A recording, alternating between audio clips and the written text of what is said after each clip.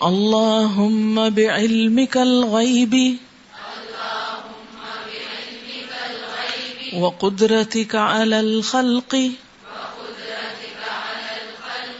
احینی ما علمت الحیاة خیرا لی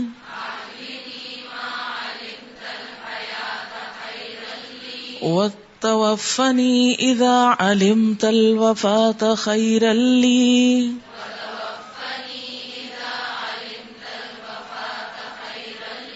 اللہم انی اسألک خشیتک فی الغیب والشہادۃ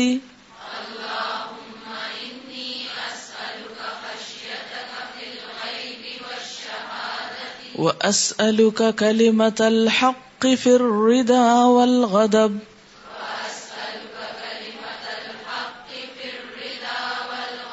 واسألک القصد فی الغنى والفقر واسألک نعیما لا ينفد واسألک قرۃ عین لا تنقطع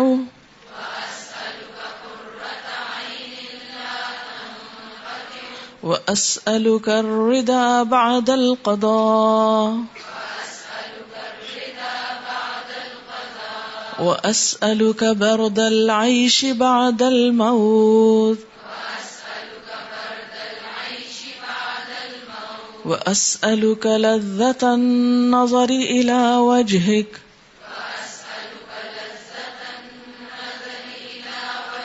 والشوق الى لقائک فی غیر ضراء مضرۃ ولا فتنة مضلة اللهم زينا بزينة الإيمان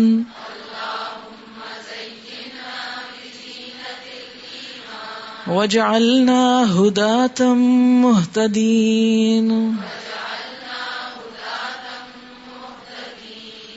اللهم اے اللہ بعلمک الغیبی اپنے علم غیب کی وجہ سے برکت سے وقدرتک علی الخلق اور مخلوق پر اپنی قدرت کی وجہ سے احینی تو زندہ رکھ مجھ کو ما علمت الحیات جو تو جانتا ہے کہ زندگی خیر لی میرے لیے بہتر ہے، مجھے اس وقت تک زندہ رکھ جب تک زندگی میرے حق میں بہتر ہے، وتوفنی اور فوت کر مجھ کو اذا علمت الوفاة خیر لی جب تو جانتا ہے کہ وفات میرے حق میں بہتر ہے۔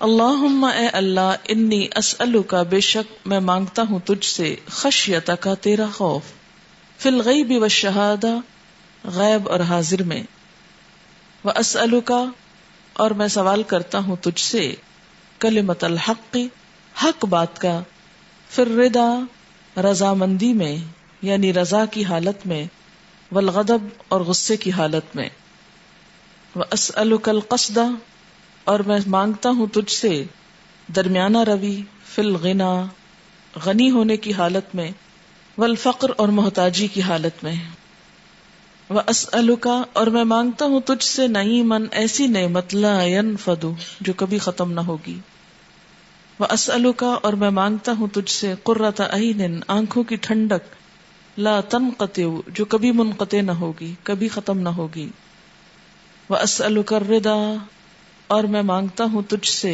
رضا راضی ہونا بعد القضاء تقدیر کے بعد، یعنی جب تقدیر مجھ پہ واقع ہو جائے تو پھر مجھے اسے قبول کرنے کی صلاحیت دے دے، واسألک اور میں مانگتا ہوں تجھ سے برد العیش زندگی کی ٹھنڈک بعد الموت مرنے کے بعد، یعنی مرنے کے بعد جو زندگی مجھے ملے اس میں مجھے ٹھنڈک اور سکون نصیب ہو، واسألک اور میں مانگتا ہوں تجھ سے لذت النظر نگاہوں کی لذت الی وجہک تیرے چہرے کی طرف، کہ تیرے چہرے کو دیکھ کر مجھے جو نگاہوں کو لذت ملنے والی ہے اس کا میں تجھ سے سوال کرتا ہوں کہ وہ نہ چھیننا، والشوق الی لقائک اور تیری ملاقات کا شوق مانگتا ہوں. فی غیر ضراء مضرۃ، بغیر کسی ایسی تکلیف کے جو نقصان پہنچائے. ضراء تکلیف، مضرہ نقصان پہنچانے والی. کیونکہ بعض اوقات انسان شوق کے ساتھ ایک منزل کی طرف بڑھ رہا ہوتا ہے کہ راستے میں کوئی ایسی بیماری، پریشانی آ جاتی ہے کہ وہ منزل اور دور ہو جاتی. ولا فتنۃ مضلۃ، اور بغیر کسی ایسے فتنے کے جو گمراہ کرنے والا. مضل گمراہ کرنے والا. اللہم اے اللہ، زیننا زینت دے ہم کو، بزینت الایمان ایمان کی زینت کے ساتھ، یعنی ہمیں ایمان سے آراستہ کر.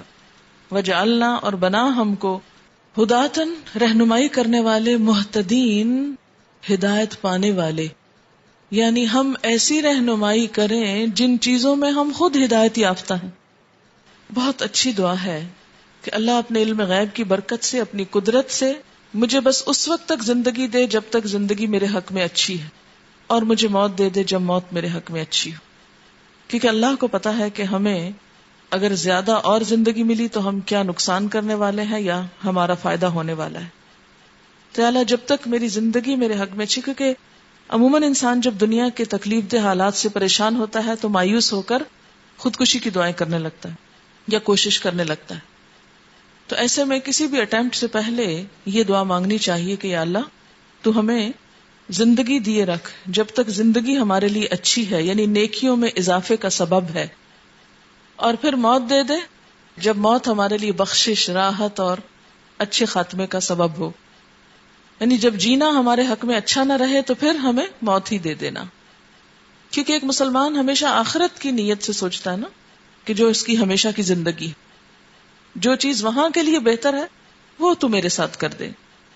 اللہم انی اسألک خشیتک، اللہ تیرا ڈر مانگتا ہوں، فی الغیب والشہادہ، چھپے ہوئے کاموں میں بھی اور سب کے سامنے بھی. یعنی کسی کے سامنے بھی اگر اچھا کام کروں تو کسی انسان سے ڈر کے نہیں، تیرے ڈر کی وجہ سے. اور اسی طرح اگر پیچھے کہیں کوئی اچھا کام کروں چھپ کر تو تیری وجہ سے، اور غلط کام کرنے لگوں تو تیرے ڈر سے رک جاؤں. مجھے صرف تیرا ڈر چاہیے، خواہ میں تنہا ہوں یا سب کے پاس ہوں. وَأَسْأَلُكَ كَلِمَةَ الْحَقِّ فِي الرِّضَا وَالْغَضَبِ، ناراضگی کے حالت میں ہوں یا رضامندی کی بات وہی کروں جو حق ہے. کیونکہ بسا اوقات ہم جب کسی پہ خوش ہوتے ہیں تو اسے ناجائز رخصتیں دے دیتے ہیں، یا پھر کسی سے ناراض ہوتے ہیں تو اس کا جائز حق بھی روک لیتے ہیں. یہ نہ ہو. وَأَسْأَلُكَ الْقَصْدَ فِي الْغِنَى وَالْفَقْرِ، خواہ امیر ہوں یا غریب ہوں ہمیشہ اعتدال کی روش پہ رہوں. وَأَسْأَلُكَ نَعِيمًا، ایسی نعمتیں مانگتا ہوں لا ينفد، جو کبھی ختم نہ ہوں گی، یعنی جنت کی. وَأَسْأَلُكَ قُرَّةَ عَيْنٍ لَا تَنْقَطِعُ، اور آنکھوں کی ایسی ٹھنڈک مانگتا ہوں جو کبھی منقطع نہ ہو. کیونکہ بعض اوقات ایسے سین آتے ہیں نا کہ انسان چاہتا ہے یہ کبھی ختم نہ ہو، لیکن دنیا میں کوئی بھی چیز ہمیشہ نہیں دیکھ سکتا انسان. وَأَسْأَلُكَ الرِّضَا بَعْدَ الْقَضَاءِ، اور جب تقدیر آ جائے تو پھر اس تقدیر پہ راضی ہونا بھی مجھے نصیب ہو. کیونکہ بعض اوقات یہ ہوتا ہے کہ ہم کچھ چاہتے ہیں، اللہ کی مرضی کچھ اور ہوتی ہے. ہم ایک چیز کے لیے تڑپتے ہیں، اللہ کچھ اور دے دیتا ہے. مثلا لوگ بیٹا مانگتے ہیں اور ان کو بیٹی مل جاتی، اب وہ اسے ایکسپٹ نہیں کر پاتے، مینٹلی بھی اور کسی طرح بھی، حالانکہ اس معصوم بچے کا کیا قصور ہے. لیکن ایسا کیوں ہوا کہ آپ نے تو کچھ اور مانگا تھا اور مل کچھ اور گیا؟ یہ تقدیر ہے. اگر اللہ تعالیٰ لوگوں کی مرضی پہ چلنے لگے تو دنیا کا نظام بگڑ جائے، ہر طرف لڑکے ہی لڑکے ہوں اور نسلیں ختم ہو جائیں پھر، کیونکہ صرف بیٹوں سے بھی تو نہیں نسل آگے بڑھتی. تو یہ اللہ تعالیٰ کا اپنا ایک بیلنس قائم کیا ہوا، اور اس کو پتا ہے کہاں بیٹی پیدا کرنی ہے، کہاں بیٹا پیدا کرنا ہے. لیکن جب ہمیں ہماری مرضی کے خلاف چیز ملتی ہے تو ہم ساری زندگی پریشان ہو کے گزارتے ہیں، اور ان نعمتوں پہ بھی ناشکری کرنے لگتے ہیں جن سے ہم اجر کما سکتے ہیں. لہذا اللہ سے دعا کی جا رہی کہ یا اللہ جب تیری تقدیر واقع ہو جائے تو مجھے پھر اس پہ راضی کر دے. یہ دعا بہت ہی کام کی دعا. اسألک الرضا بعد القضاء، چھوٹی سی دعا ہے لیکن بہت جامع. ہماری جتنی بھی اریٹیشنز ہیں، جتنی بھی ناپسندیدہ چیزیں ہیں، پریشانیاں ہیں، غم ہے، دکھ ہے، فکر ہے، یہ اصل میں کس وجہ سے ہوتی ہیں؟ کہ ہم تقدیر پہ راضی نہیں ہوتے. جو رزق ہم کو ملا اس پہ ہم راضی نہیں، جو شوہر ملا اس پہ راضی نہیں، جو بچے ملے ان پہ راضی نہیں، جو گھر ملا اس پہ راضی نہیں، جو کچھ بھی ملا اس پہ راضی نہیں. تو ساری زندگی کس میں گزر رہی ہے؟ بہتر کی تلاش میں، حالانکہ دنیا کی سب چیزیں ایسی ہی ہیں، ملتی جلتی ہی ہیں. اس لیے اللہ سے وہ توفیق مانگنی چاہیے کہ جو ملا ہے اس پہ ہمیں راضی کر دے. وَأَسْأَلُكَ بَرْدَ الْعَيْشِ بَعْدَ الْمَوْتِ، اور زندگی کا جو لطف ہے، ٹھنڈک ہے، مزہ ہے، وہ مجھے موت کے بعد نصیب کرنا. کیونکہ ہم دنیا کی ٹھنڈک کے پیچھے تو بھاگتے رہتے ہیں لیکن آخرت کی ٹھنڈک بھول جاتے ہیں. گھر میں تو ٹھنڈک کے لیے اگر بجلی چلی جائے تو جنریٹر کا انتظام بھی کر کے رکھتے ہیں کہ پریشانی نہ ہو، لیکن قبر کے لیے کس جنریٹر کا بندوبست کیا ہوا ہے؟ وہاں کے لیے کیا تیار کیا ہے؟ اور وہاں تو یہ ایئر کنڈیشنر اور یہ روشنیاں اور یہ بجلیاں ویسے بھی کام نہیں آئیں گی، وہاں تو ساری ٹھنڈک عمل سے ہے. تو اللہ سے دعا کرنی چاہیے کہ وَأَسْأَلُكَ بَرْدَ الْعَيْشِ بَعْدَ الْمَوْتِ، اصل ٹھنڈک مجھے وہاں مل جائے. اگر یہاں میں محروم بھی ہوں تو وہاں کی چاہیے. وَأَسْأَلُكَ لَذَّةَ النَّظَرِ إِلَى وَجْهِكَ، اور میں تیرے چہرے کی طرف دیکھنا چاہتا ہوں اور وہ لطف اٹھانا چاہتا ہوں. اب دیکھیں، جس سے انسان کو محبت ہوتی ہے، انسان کا دل چاہتا ہے بار بار اس کو دیکھے. تو جن لوگوں کے دل میں اللہ کی محبت ہوتی وہ بھی کیا چاہتے ہیں؟ اپنے رب کو دیکھتے رہیں. تو اس دیکھنے کا سوال مانگا ہے. وَأَسْأَلُكَ لَذَّةَ النَّظَرِ إِلَى وَجْهِكَ وَالشَّوْقَ إِلَى لِقَائِكَ، اور تیری ملاقات کا شوق چاہتا ہوں. ہم اللہ سے ملاقات چاہتے تو ہیں لیکن ڈرتے بھی ہیں نا کہ کچھ کیا نہیں تو کیا بنے گا، شامت ہی آئے گی. خوف زیادہ آتا ہے جب بھی اللہ سے ملاقات کا ذہن میں آتا ہے نا، کم از کم مجھے تو بہت خوف آتا ہے. کیا شکل لے کر جائیں گے؟ کسی بات پہ بھی وہ ہم سے پوچھ بیٹھے تو ہے کوئی جواب، لیکن اس کے ساتھ ساتھ پھر اس کی طرف دیکھنے سے محرومی بھی تو نہیں قبول. اس کو دیکھنا بھی چاہتے ہیں، اس سے ملاقات بھی چاہتے ہیں. تو اس کا شوق مانگا گیا. جب شوق مانگیں گے تو پھر ایسے کاموں کا بھی شوق آ جائے گا انشاءاللہ جو اس سے ملاقات کے قابل کر دیں. قرآن پاک میں ایک آیت آتی ہے نا، الا ان اولیاء اللہ لا خوف علیہم ولا هم یحزنون، سنو اللہ کے دوستوں کو نہ کوئی خوف ہوگا نہ غم ہوگا. آج ہی صبح میں ایک حدیث پڑھ رہی تھی کہ اولیاء اللہ کون ہوتے ہیں. کسی نے حضور صلی اللہ علیہ وسلم سے پوچھا کہ اولیاء اللہ کون ہوتے ہیں، کہ قرآن میں بار بار ذکر آتا ہے ان کا. فرمایا وہ جنہیں دیکھ کے خدا یاد آ جائے. اس صفت پہ ہم سب اپنے آپ کو پرکھیں. کیا ہمیں دیکھ کے کسی کو خدا یاد آتا ہے کہ یہ اللہ والی ہے؟ ہم کو تو ٹائٹل ہی اچھا نہیں لگتا کہ کوئی ہم کو اللہ والی کہے. تو اولیاء اللہ ضروری نہیں کہ کہیں جنگلوں میں رہتے ہوں یا پہاڑوں کے اندر رہتے ہوں، وہ لوگوں کے اندر ہی رہتے ہیں. کیونکہ اولیاء اللہ کا ہم نے ایسا ایک کانسیپٹ بنا لیا کہ وہ کوئی عجیب انہونی مخلوق ہے جن کا نارمل لائف سے کوئی تعلق نہیں. ایسی بات نہیں ہے، وہ بہت نارمل لوگ ہو سکتے ہیں، لیکن ان کی خصوصیت کیا ہے کہ انہیں دیکھتے ہی سب سے پہلا تصور جو آئے وہ کس کا آئے؟ اللہ کا. اخبار میں مختلف تصویریں دیکھتے ہیں نا آپ، مختلف پولیٹیشنز کی، پلیئرز کی، فلم سٹارز کی، کچھ کو پہچانتے بھی ہیں آپ. تو ان کو دیکھ کر کیا خیال آتا ہے؟ کس کو دیکھ کر اللہ یاد آتا ہے؟ اور پھر کسی کو تو چھوڑیں، ہم خود کو دیکھیں. کیا واقعی ہم ایسے بن چکے ہیں کہ ہمیں دیکھ کر لوگوں کو خدا یاد آ جائے؟ یہ پہچان ہے اولیاء اللہ کی. اور ان کے لیے ہے لا خوف علیہم ولا هم یحزنون، نہ خوف نہ غم. والشوق الی لقائک فی غیر ضراء مضرۃ، بغیر کسی تکلیف کے جو نقصان پہنچائے. یعنی تیرے دیکھنے کی راہ میں کوئی چیز حائل نہ ہو. ولا فتنۃ مضلۃ، اور نہ ہی کوئی فتنہ جو بھٹکا دے. یعنی پہلے ہم جا رہے تھے تیری طرف اس شوق میں کہ تجھ سے ملاقات ہو جائے، اور بیچ میں ایسا کوئی فتنہ پھوٹ پڑی کہ وہ ادھورا ہی رہ گیا سب کچھ. اب دیکھیں کہ جب ہم قرآن سے جڑتے ہیں نا تو اللہ سے ملاقات کا، اللہ کی بات کا شوق بڑھتا چلا جاتا ہے. یہ ڈیولپ کرنا پڑتا ہے شوق اپنے اندر، خود سے خود نہیں آتا. کسی سے بھی ملاقات کا شوق کب آتا ہے؟ جب اس کی کوئی بات ہوتی. تو قرآن اللہ کی باتیں ہیں نا، اس کو پڑھ کے ایک شوق ڈیولپ ہوتا ہے. چلے الحمدللہ ہمارا ڈیولپ ہو گیا کسی حد تک، ہم چاہتے ہیں اب یہ ہماری دعاؤں میں آ گئی یہ چیز.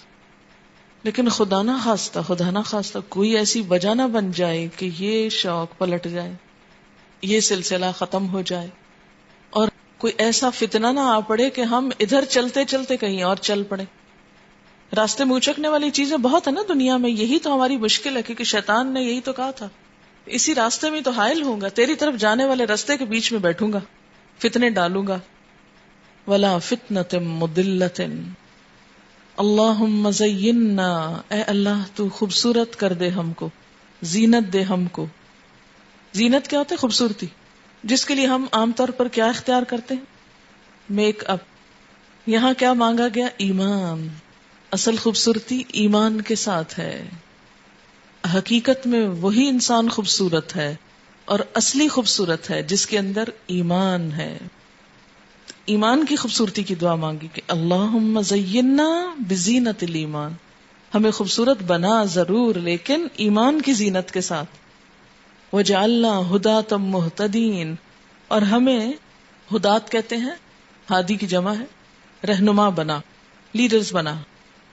کس کا؟ مہتدین، ہدایت یافتہ لوگوں کا. یہ کیوں کہا گیا؟ یہ کیوں نہیں کہا گیا کہ ہمیں ہدایت یافتہ لوگوں کا فالوور بنا، لیڈر کیوں کہا گیا؟ ایک تو یہ کہ ہر انسان کو آگے بڑھنے کا شوق ہوتا ہے، لیڈر بننا سب کو پسند ہوتا ہے، اور جتنے جھگڑے دنیا میں لیڈر بننے پہ ہیں اتنے فالوور بننے پہ نہیں ہوئے کبھی. آپ دیکھیے کہ سب سے پہلے شیطان ہی نے لیڈر بننا چاہا تھا نا. انا خیر منہ، میں اس کے آگے جھک نہیں سکتا، اسے میرے آگے جھکنا چاہیے.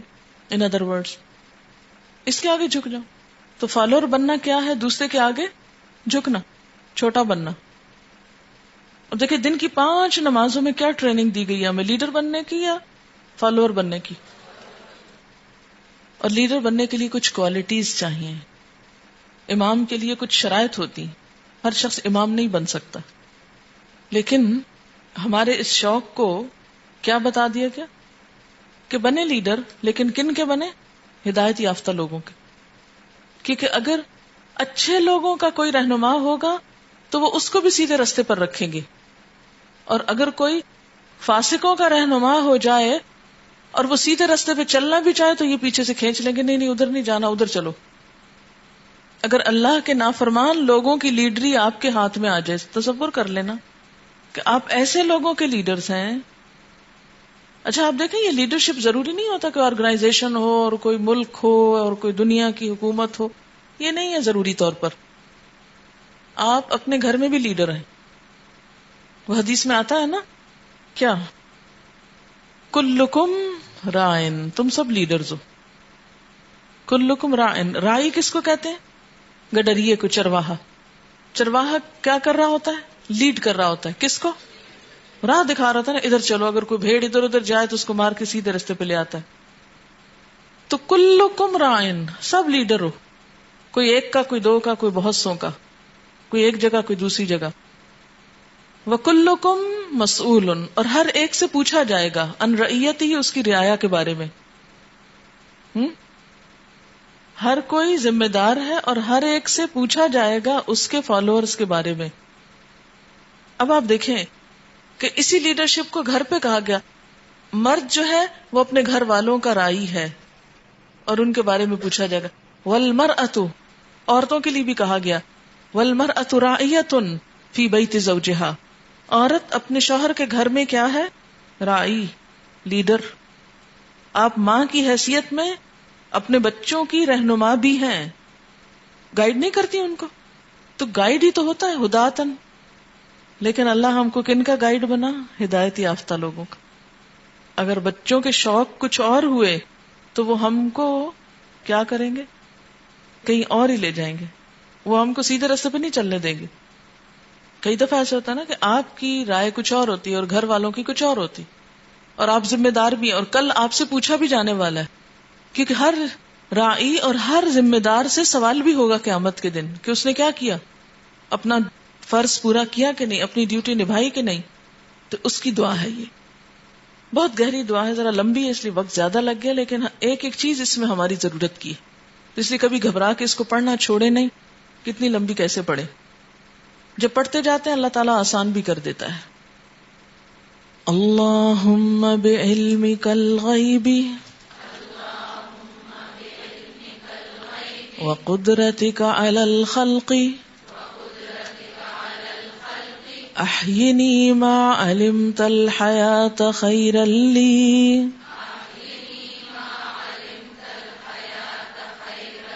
وتوفني إذا علمت الوفاة خيرا لي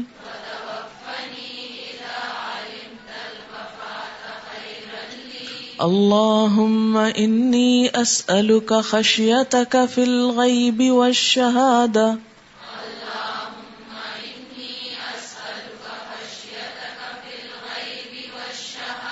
وأسألك كلمة الحق في الرضا والغضب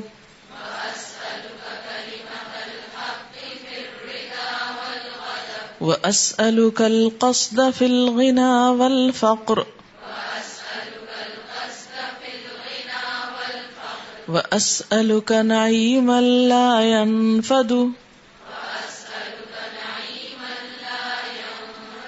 وأسألك قرة عين لا تنقطع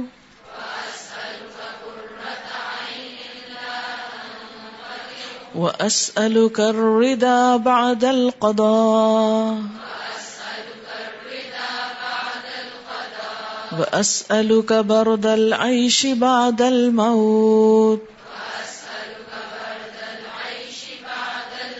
وأسألك لذة النظر إلى وجهك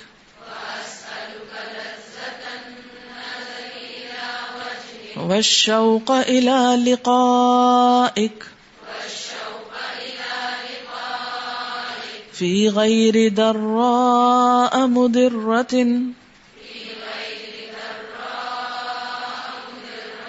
ولا فتنة مضلة اللهم زينا بزينة الإيمان